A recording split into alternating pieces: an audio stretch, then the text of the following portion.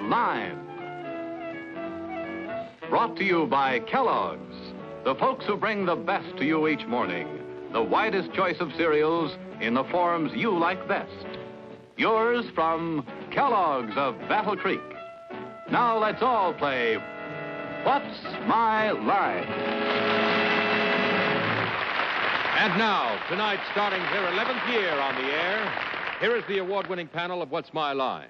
First, the popular columnist whose voice of Broadway appears in papers coast to coast, Miss Dorothy Kilgallen.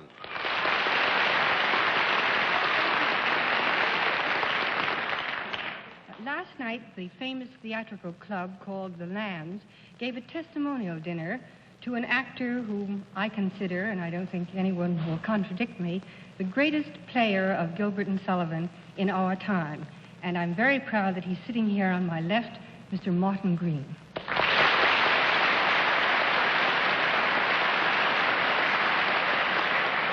Thank you, Dorothy.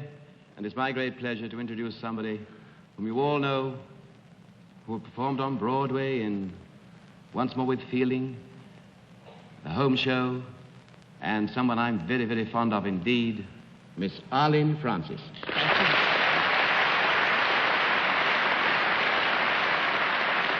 And now sitting in for our dear vacationing Bennett Cerf is my own particular actor-producer, dear Martin Gable.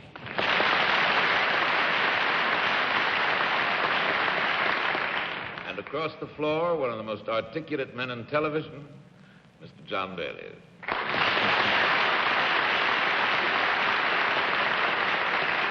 By reason of this chair, it falls to my happy lot to be, in a way, a spokesman for all of my colleagues on the panel, those who have with us tonight and those who have been with us through the years. I think many of you know that this is our 10th anniversary, our 500th broadcast. We began way back on February 2nd, 1950. And if you think about it, as all of us have, we feel that if it really is an anniversary and it calls for a celebration, we should give a party for all of you, because we should certainly not be here on this 10th anniversary if it wasn't for the support and affection we've had from our public. Thank you very much.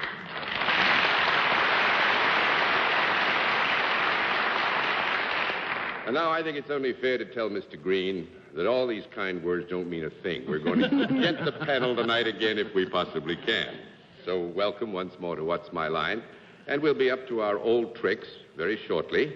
We'll also have a famous mystery guest before the panel a little bit later in the show. And we'll meet our first challenger after this word from Dennis James, speaking for Kellogg's. And now let's meet our first challenger. Would you come in and sign in, please?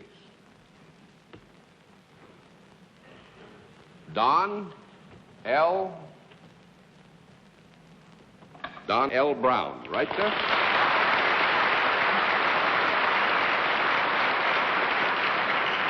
Where are you from, Mr. Brown? I'm from Denver, Colorado, Mr. Daly. Denver, Colorado? That's right. Well, that's a nice country to be from. Thank you. And I don't mean it the way it sounded, the old joke. I mean it's a nice country in which to live. And it's nice to have you with us. May I present the panel, Mr. Brown? Thank you. Brown panel, will you join me over here? Do you know how we keep score, Mr. Brown? Yes, sir. In that event, let's let the good audience here in the theater and those who are watching at home know exactly what your line is.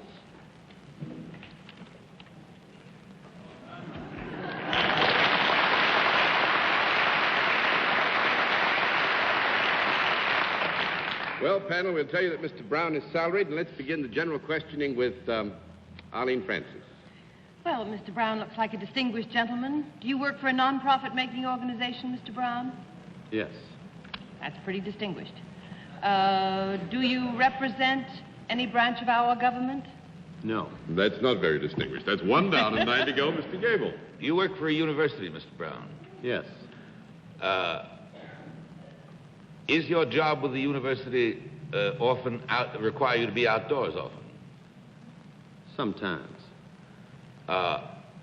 Would you be in the general category of teacher at the university? Yes. Do you teach a non-academic subject? Sometimes. I don't know where I'm going, but I'm going. You're going. But good, too, Mark. Well, Mr. Brown's general, he looked like a clean-cut American university man. Well, thank you. Not talking, Mr. Brown. Have you anything to do with sports? Yes. Is your sport a seasonal sport? No. That's 2 down and 8 to go, Miss Kilgallen.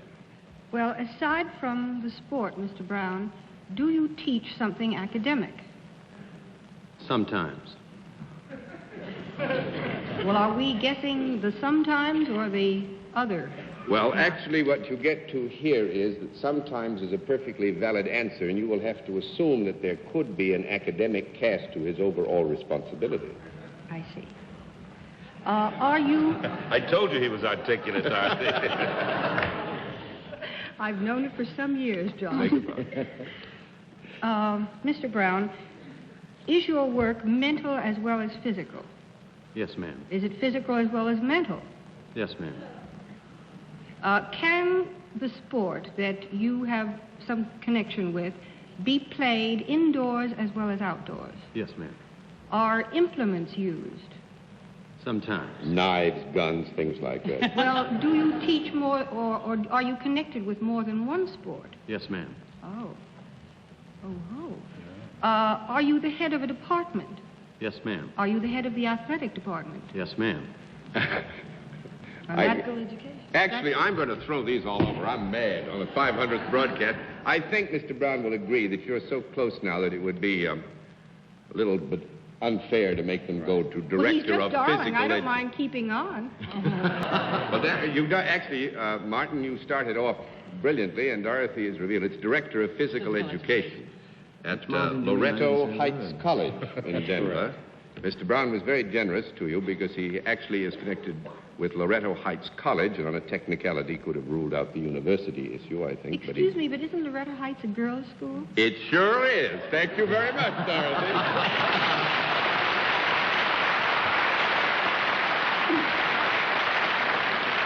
That was our little surprise. We never got a chance to spring it, and I wonder if you have any words of wisdom to give us when you have this assignment as director of physical education at a girls' school. I think you could help us out. We all have problems with girls, at all times. you know.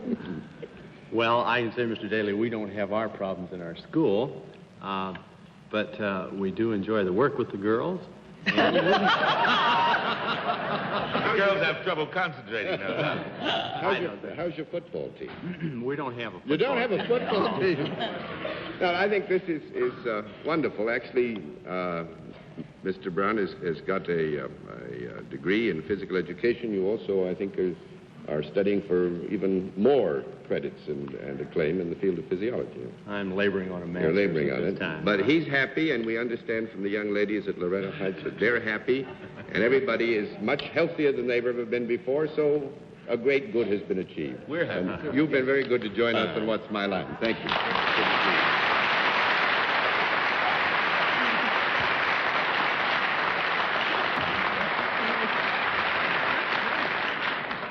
Well, I must congratulate you, panel. That was a very brilliant beginning. Let's see what you can do with the second challenger. Will you come in and sign in, please?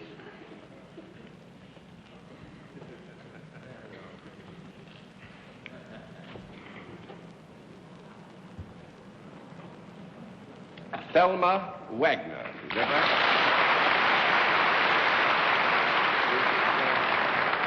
Miss or Mrs. Wagner?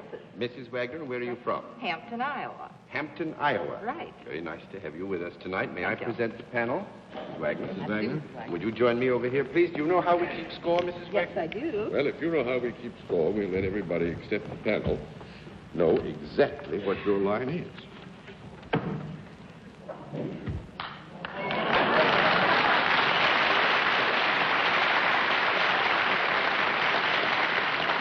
All right, panel, we can tell you that Mrs. Wagner is self-employed. And, Martin, I think you've earned the right to start this trip. Thank you, John. Mrs. Wagner, I can assume that you're no relation to the mayor of our great city. Right. Is there a product connected with what you do? Yes. Is the product something that's indigenous to the great state of Iowa? Is it a farm product, for example? No. Small conference, if I may.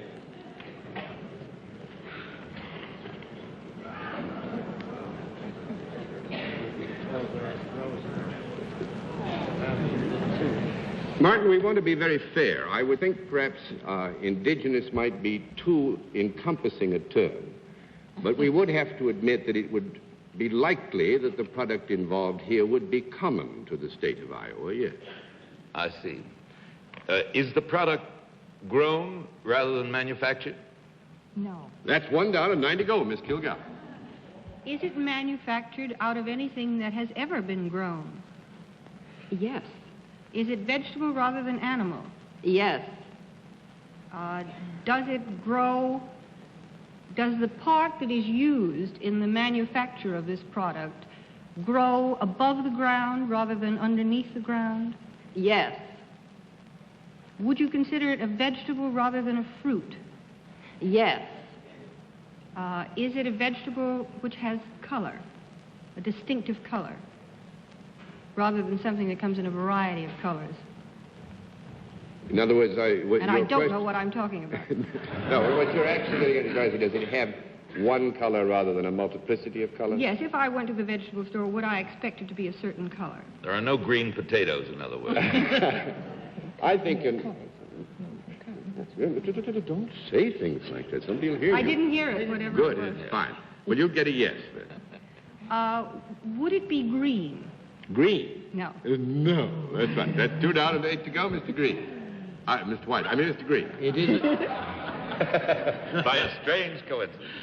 It is a vegetable, and it is of one color, and it is manufactured. Is it manufactured for a specific use other than consuming edibly? Yes. Is it something that is manufactured for use for somebody other than human beings? Yes. It has to do with animals. Yes. Now, what sort of animals do they have on farms other than horses? Dogs. Dogs. I'm a city boy. Crocodiles, Well, lions. let's take a plunge and say, has it something to do with horses? Yes. Any part of a horse's harness? No. No. 3 down and 7 to go, Miss Francis. Well, I never saw a vegetable blanket. I was including that in the You mean somebody saw a vegetable blanket out there? Is it something that would cover a horse? Yes. Eddie Well, Arcaro. would it be Eddie Arcaro? It is something other than a jockey, which also grows but not very tall. Would it be considered a blanket in any way? Yes. Now I have to decide what way it's considered a blanket. Yeah. No, it's not made. Martin wants to know if it's made out of potatoes, but I'm not going to ask that question. It's a vegetable blanket. Could we have a moment? You may have 30 seconds per Conference? comment. Yes, she did say it was a vegetable, And but in the manufactured green. form, it's other than edible. And it's Yes. used as... Well, what it's used to cover a horse. used to cover a horse? Is hay ever used to cover a horse? Of a sun helmet? Hay? Could you make a hay blanket? But do you- Hay? Do humans ever eat hay? A corn blanket? Oh, please. I think I have A to... sun blanket. You know, Is it a bronze vegetable that when in its manufacture, as you say, it's used to cover a horse, but could it in any other state be edible? What? By humans? No, that makes it 4 down and 6 to go. Couldn't be Mr. more Gable. Is It's the... just a horse blanket, and we're making too much of it.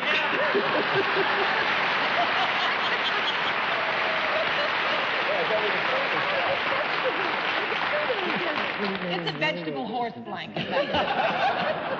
No, you see, the initial question that raised the matter of the vegetable was Dorothy's question, was it vegetable rather than Mineral. mineral?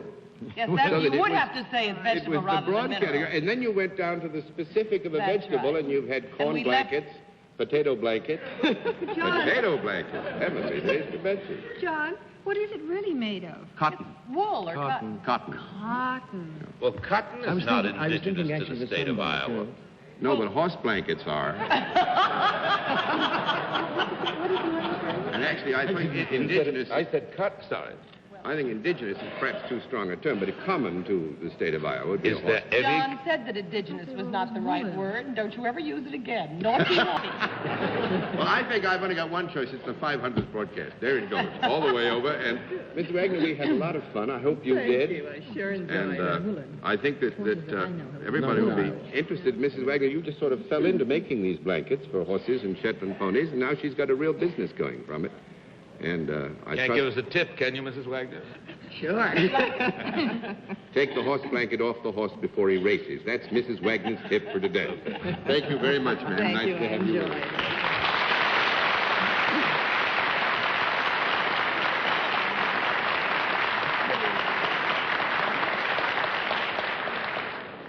We'll meet tonight's mystery guest in just a moment, but first, here is a word from our sponsor.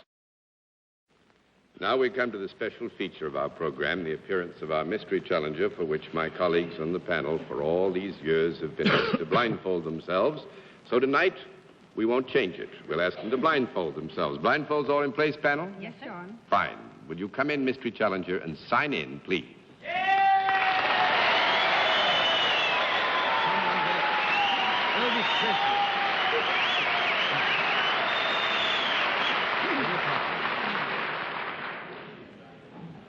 All right, panel, as you know, in the case of our mystery challenger, we go to a different form of questioning. You ask one question at a time, in turn, moving clockwise, and we'll begin with Dorothy Kilgallen. Are you primarily famous for your work in the world of entertainment? Yup. Mr. Green. You are a lady. Yup.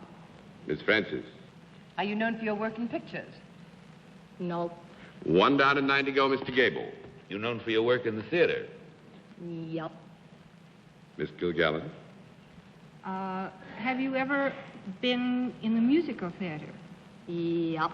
Mr. Green. Are you at present or likely to be shortly rehearsing for a musical coming into Broadway? No. 2 down, 8 to go, Miss Francis. Well, then, have you, in the last year, played in a musical on Broadway? Nope. 3 down and 7 to go, Mr. Gable. Have you, in the last 5 years, played in a musical on Broadway? Yup. Miss Kilgallen. Are you a soprano? Yup. Mr. Green. Have you, within the last 3 years, appeared in a musical play on Broadway? Yup. Miss Francis. Have you appeared on television? Yup. Mr. Gable. Have you got a current series going? No. That's 4 down and 6 to go, Miss Kilgallen. Have you now or have you ever had red hair? No. 5 down and 5 to go, Mr. Green. Would you have had blonde hair at any time? If you'd in a wanted musical to. play? Have you hair? Yup. I'm assuming, Mr. Green, that when you use the word blonde here... I you- mean real blonde. Oh, you mean the real... Raw Well, that's blonde. fine. Thank you, Mr. Green. That's 6 down and 4 to go, if you mean real blonde, Miss Francis. Are you best known as a singer rather than a dancer? Yup. Mr. Gable. You sing blues often. No. 7 down and 3 to go, Miss Kilgallen. Was she a soprano, did I? Yes. Yes, she is. Did you ever play in a musical written by Frank Lesser? No. 8 down and 2 to go, Mr. Green. Oh, dear. Excuse me, may we have a conference? You may have 20 seconds for a conference. Do the other members of the panel agree with me that we have established she is not playing on Broadway now? She is Yes. not playing on Broadway now, Okay. but has in the last 3 3 years. Was your last appearance on Broadway in a musical by Rodgers and Hammerstein?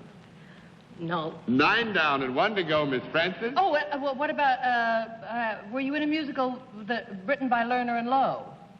Yup. Well, were you in... Go ahead. were you in My Fair Lady? Yup. Are you Julie Andrews?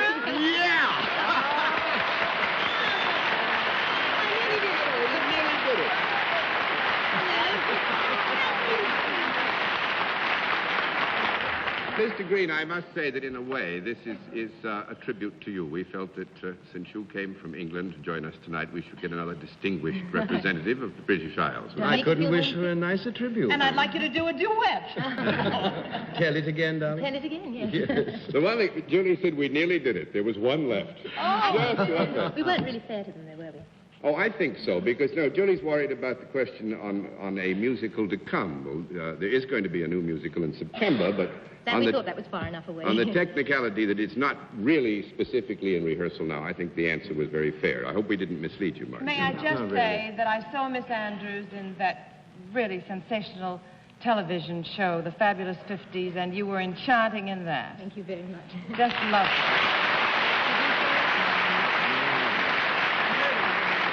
I think that is an opinion very widely held, and there's going to be another television special called The Bell Telephone Hour on another network the name of which we can't mention on this network because its initials are NBC, and Miss Julie's going to be on that, too. John, I'd like to say that while I had the mask on, I was thinking, gee, this poor girl doesn't work at all. Did you get the British accent at all? No, Not at all. it didn't. It was wonderful. Your yup I was so nervous. Dorothy? I was just thinking that Professor Iggins did a wonderful job on her tonight because her American accent was perfect. That was American. Oh, it was beautiful. No, it was just as American as it could be. And, of course, we do feel we kind of share an experience with you. All those wonderful years in My Fair Lady and on our 10th anniversary. Thank you, Miss Thank you Julie. very Wonderful to have you with us.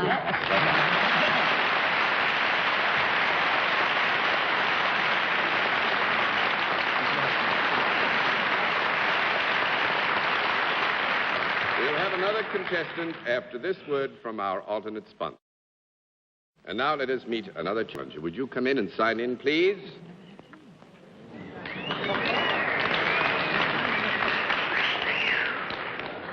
This continuous celebration of our anniversary is very touching. Miss Judy Joy, is that right?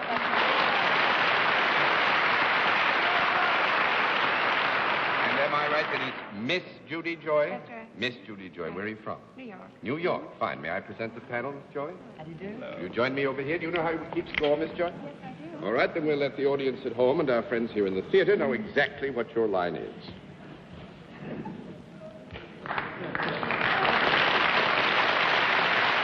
All right. Panel, we have some 2 minutes. I'll tell you very quickly that Miss Joy is self-employed, and let's begin the general questioning with Mr. Green. Are you connected with a service? Yes, I am. Is it a profit-making service? Well, obviously, because you're self-employed. Is your service connected with, shall we say, humanity, medicine in any way? Such No. No, I don't think we can say yes to that, Mr. Green. Miss Francis? Is there a product connected with what you do? Sometimes. Sometimes? I would say here the service is more germane to what you're seeking than a product would be. All right, John. It's not a horse blanket. No. No. Do you go places to do your job, whatever it is? Yes. Would you ever go to a studio to do your job? No. A photographic studio? 2 down and 8 to go, Mr. Gable. Are you in the theatrical business? No. 3 down and 7 to go, Miss Kilgallen. Do you touch people when you do your work? Not as a necessary requirement. 4 down and 6 to go, Mr. Green. Are you connected in any way with a recreational service? No. 5 down and 5 to go, Miss Francis. Do you do most of your work indoors? No. 6 down and 4 to go, Mr. Gable. Is your work physical rather than mental? Yes, it is. Has it to do with sports in any way? There's a connection. Yes. There's a connection. Are you a bodybuilder of any kind? No. No, and I'm sorry. This had to be a very quick one. It's a little bit offbeat. I thought you might get on the track, and I think you were beginning to get close. Miss Joy is a professional skin diver, does search, salvage, instruction, that sort of thing. I wouldn't know that. And it's pretty good.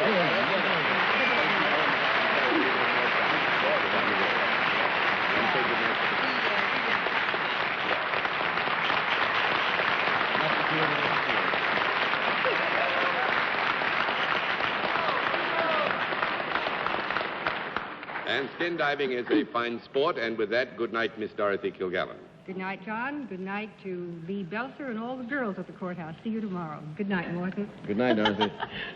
Good night, Arlene. Good night, Martin. Good night, Bennett and all the girls at the courthouse. Good night, Martin. I beg your pardon. Good night, John.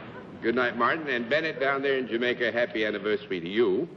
And happy anniversary to everyone. And thanks for being with us on What's My Line.